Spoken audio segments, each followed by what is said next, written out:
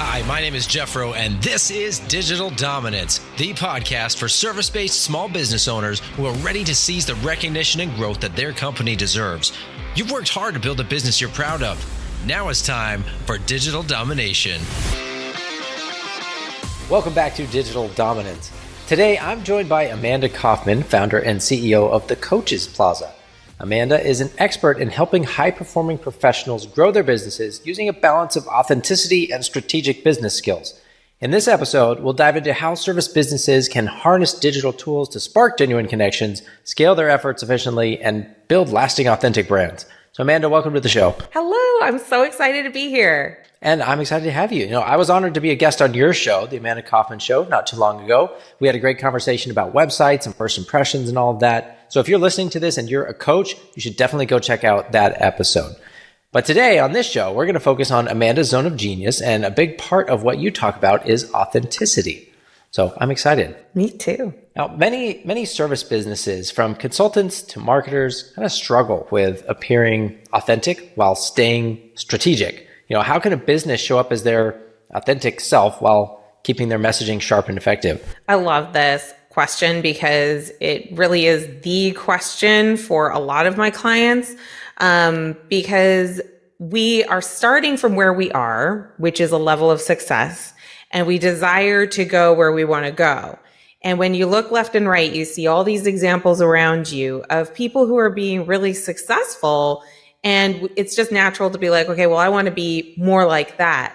But when you're thinking I want to be more like that, then it's only natural to be like, well, maybe I should change my hair, and I should change the colors that I like, and I should change my tone of voice. And maybe I need to change my body language, and I need to change all these things because I observe around me all these people who are doing it different. I look nothing like them. So I think one of the first things to really understand is that when you're learning something new, the first place you go is imitation, right? And I'm thinking about when I was a figure skater growing up, I would learn by repeating patterns and just kind of going through the motions more slowly, but it wasn't really an authentic performance yet, right? Because I was still learning. I was still picking up the pieces. I'm like, okay, I got to move my body in this direction, and then I got to kind of turn it like that. And I'm going through all these different motions, and it's awkward because you're kind of watching the pattern. You're watching yourself. You're watching the results, and you're going, oh, this is kind of trash. It doesn't even look good. I wish I was already in the new place. So how do you bring the authenticity into it? Well, I think first you've got to give yourself a level of permission to imitate, and imitate in a studio, imitate in a place where it's safe to do so, right?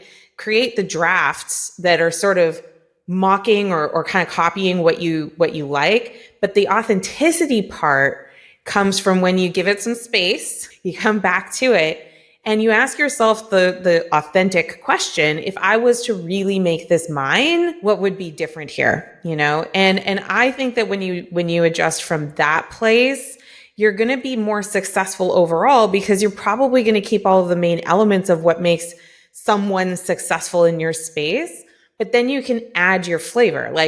Jeffro, I was attracted to talking to you because your brand, it was actually even through your website brand on Instagram. It wasn't even your personal brand. And I was like, FroBro, that's hilarious. It struck me as kind of funny. And I think a lot of authenticity is more about the connection with the people that you want to have connection with. So it's well, what do you find funny that a friend of yours would probably find funny? What do you find annoying that a friend of yours would probably find annoying?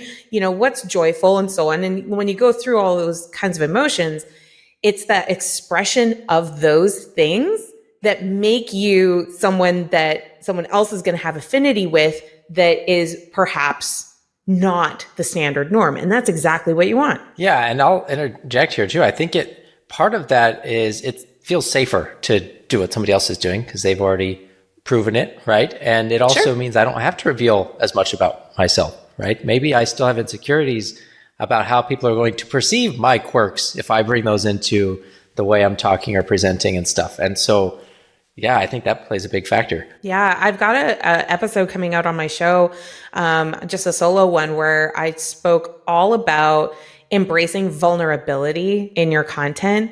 And I think a lot of people confuse vulnerability with weakness. And so we don't want to show where we, struggle, or we have a dissenting opinion, or where we have had to figure something out and we felt like we were late to the game. But the thing is those are the human connection points. If you don't share your emotional journey or your emotional why along with all the logical things that you lay out, it's harder for somebody to connect with the brand and the personality. So I wouldn't look at vulnerability as weakness. Look at vulnerability as a choice to share. And I think one of the ways that you can do this really effectively as a business owner is when you share, say, a weakness or a flaw or a mistake, something that you did, and like go for the things that were real gut punches, that were real hits.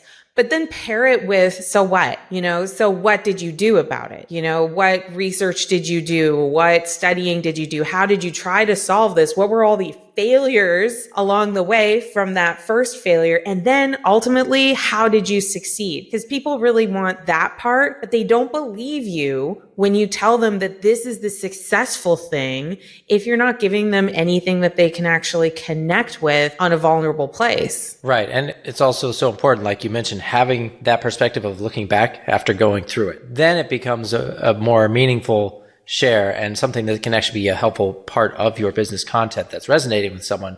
If you're still going through it, you're coming across different, right? Because you might be kind of vomiting out this turmoil or stress that you're dealing with, as opposed to if you've come through it, you can still talk about how it felt and how hard it was, all the stuff you went through, but then you get to keep talking about what you did and how you came out of it, and how other people can avoid that or improve or whatever the case may be. Yeah. And I mean, like, just thinking I should probably be eating my own dog food here.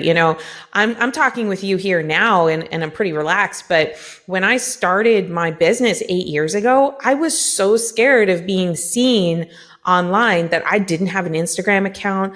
I delayed on starting my email marketing by like years, and it was all kind of rooted in this fear that I was going to get judged because I'm overweight, or I'm judged because I'm a mother and I'm balancing business, and I didn't even want to entertain the conflict or the judgy opinions of other people. And I saw all these mean things happening on social media. And I thought, I don't want to be a part of that. I don't want to have to defend myself. I don't want to have to, endure all that. So I didn't. I just hid. And, like what I did about that is I enrolled in really expensive masterminds. I hired very expensive coaches to help me, and they taught me amazing skills. But you know what they never did?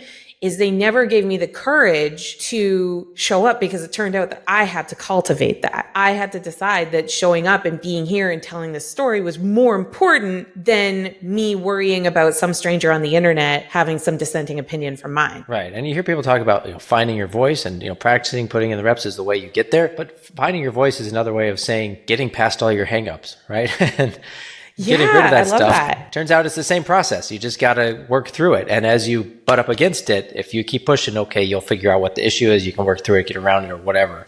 So you got to do it. Makes sense. So what are some first steps that a service business owner could take to start creating this authentic content that actually resonates with their target audience too? I love this. So I'm a big fan of balancing consumption with creation. And so what I would generally recommend is start a journaling practice. So I've got my journal right here in front of me, and I'm always like jotting down little notes. But I'm also a big fan of just a plain old Google Drive, and I have a folder called a story vault, where when big things are happening in my life, just even right now, I'll just create a Google Doc and I'll put like a little one sentence in the title of like, what was the incident, or what was the aha, or what was like that big thing. And I'll come back to it later and flesh out the story. So I would just become a big collector of your personal stories.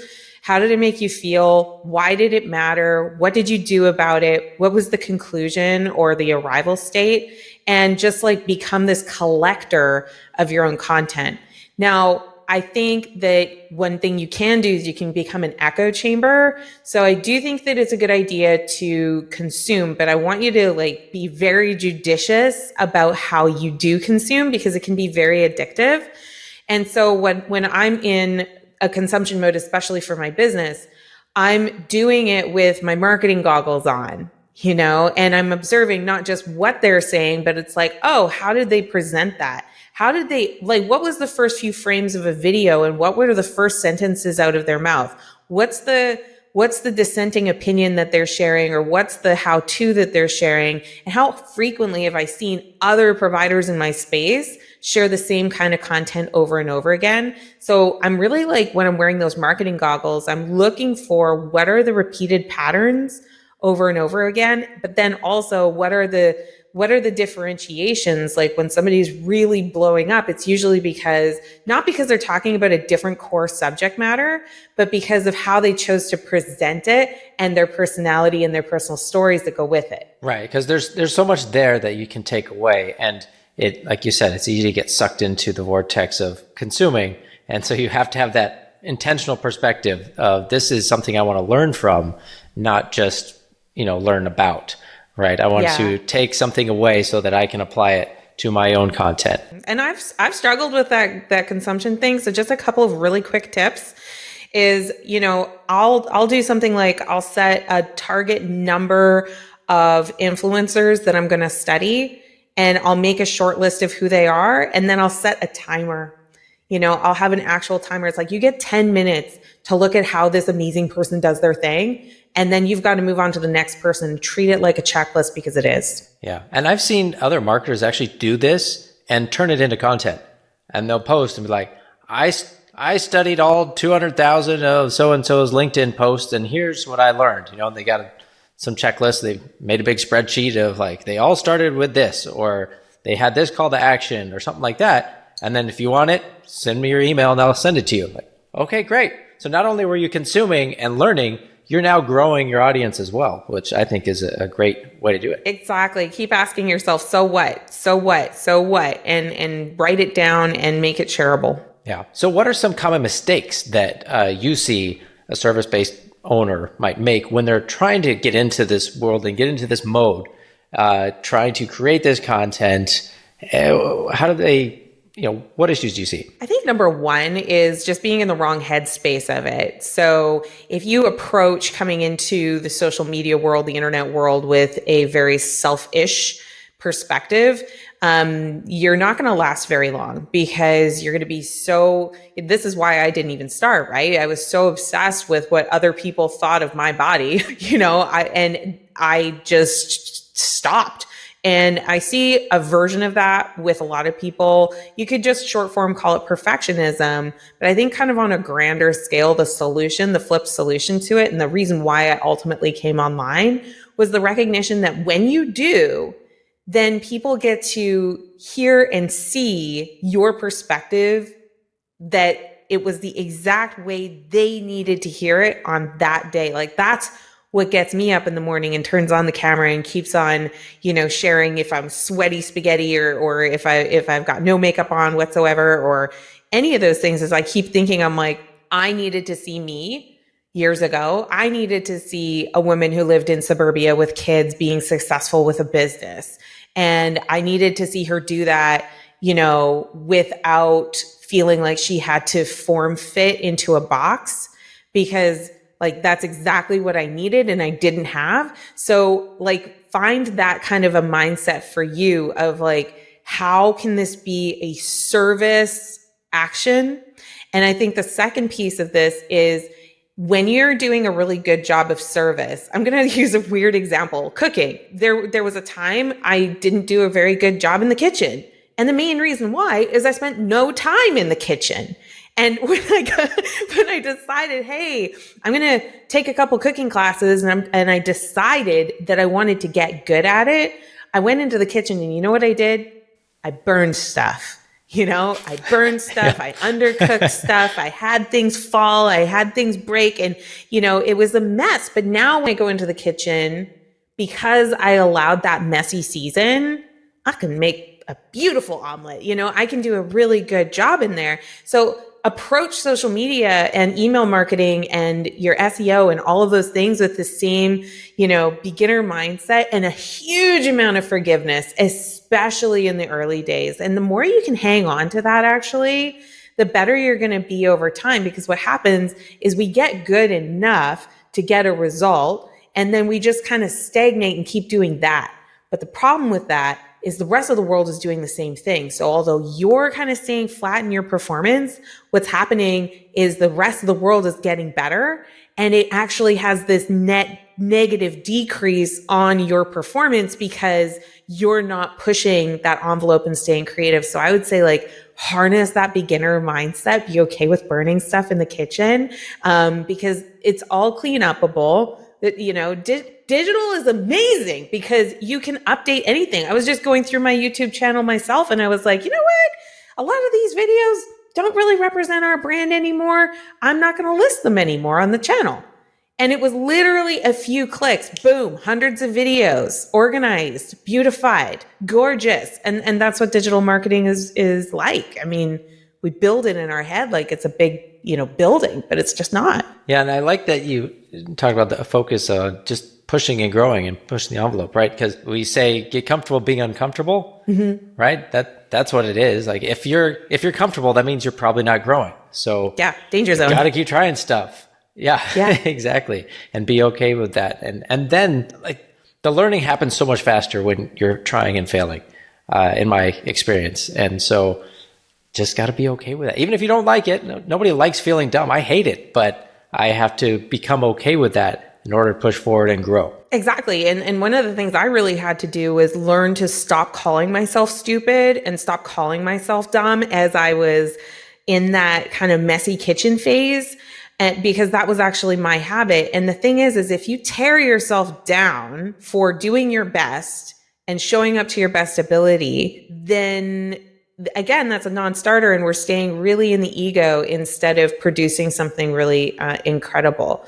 So yeah, give yourself permission to mimic, and then make it yours, and give yourself permission too to seek the mentorship. That's another big secret of mine, is that I'm always in mentorship with someone, like always. And that mentorship doesn't replace the courage that's required. It doesn't replace the creativity that's required.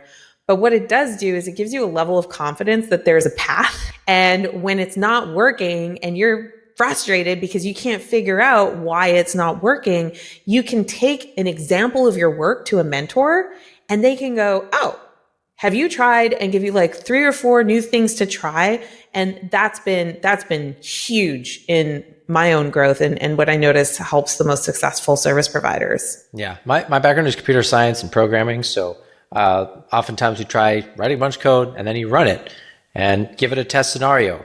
And if it crashes, that doesn't mean it's a failure. It means you had a successful test because you figured out what didn't work, and now you can go fix it. It's the same thing. We look at SpaceX and all their rockets, like, oh, they had so many failed rocket launches. No. They were testing and learning every time. They got better and better until they nailed that landing, right? And so now they're like, wow, they're so great. Like, yeah, they weren't afraid to try and break these rockets and spend the money to build new ones until they got it right. So that's the mindset that we have to have with business and our content online and everything else. So let's move on. I hope people have taken this point to heart. We've hammered it pretty hard. So how do you personally maintain the balance between operating at a high level where you're pushing yourself and growing, and how can entrepreneurs do that? Because there's so many, we're tugged in so many different ways, right? Totally. Yeah. I am a big fan of cultivating your own high performance. So, have a lot of clarity about what is it that you're working on now and what is your priority right now. When we as entrepreneurs tell ourselves the story, oh, I have to work 24 hours a day or 25 hours a day, ideally. And, oh, I have to be available in all these different capacities all the time. And what that actually leads you to is being kind of mediocre or okay in a lot of areas, and you don't build a lot of excellence in any particular area. So, when it comes to developing this brand, this personal brand, think about it in the context of everything else if you don't have a strong personal brand, then your marketing is going to be more challenging. It's not impossible, but it's going to be way more challenging. Your sales are going to be way more challenging because having an established personal brand and having presence online and having curated content that's been recently updated and continuously updated basically is like pre-solving objections that people are going to have to the sales call down the road. So that's why I prioritize personal brand and why I prioritize the consistency of content is because I recognize that the downstream effect of having that as a priority saves me so much time, so much anxiety, so much worrying about where am I going to get the next lead.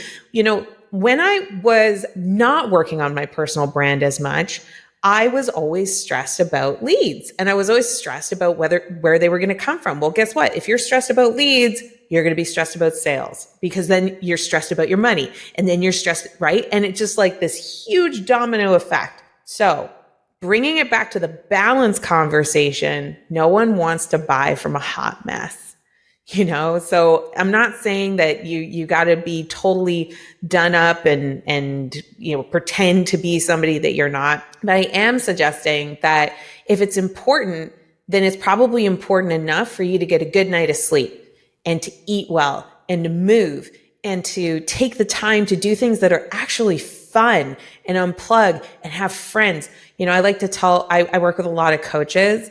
I tell them, I'm like, your highest paid priority is to be in growth and in learning and in thriving. Because if you can do those things more consistently than another coach, you're going to A, feel really good, but B, you're going to be able to offer way more value to the people who work with you.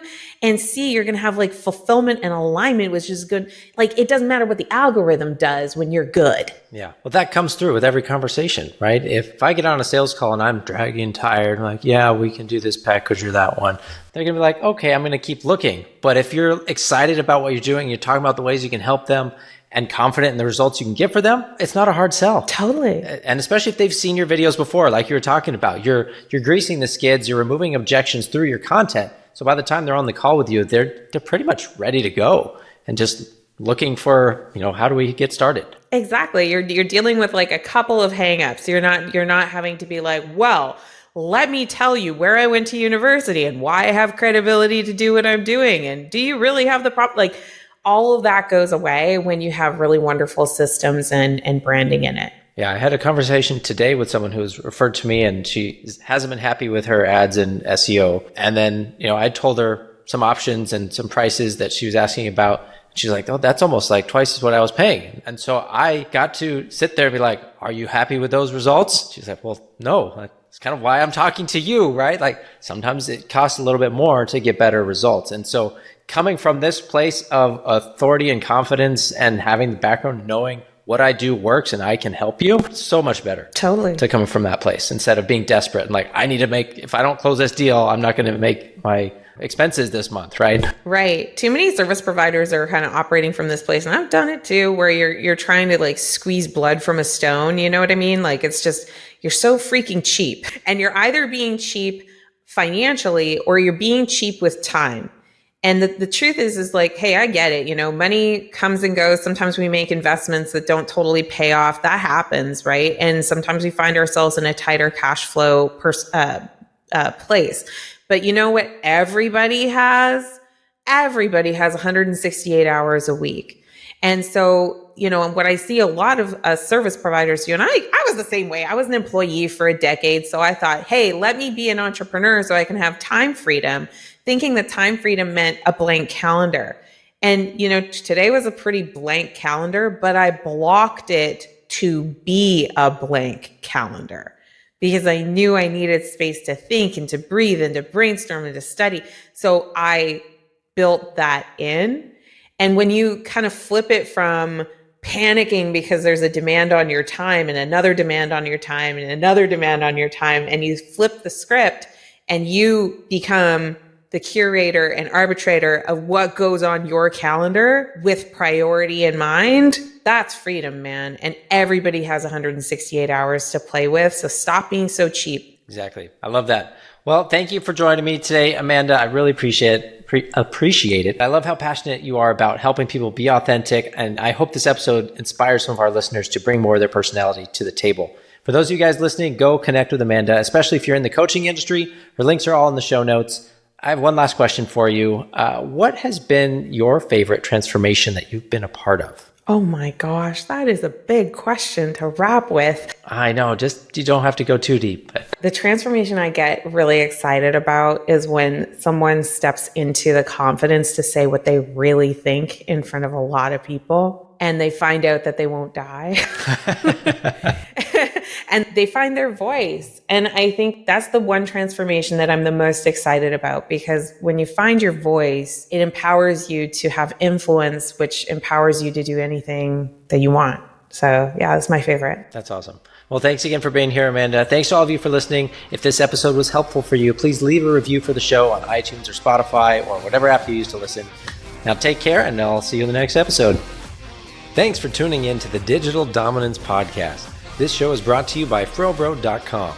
If you are a B2B service provider and you're ready to transform your website into a high-converting, lead-generating sales tool, go to FroBro.com/revive to learn more.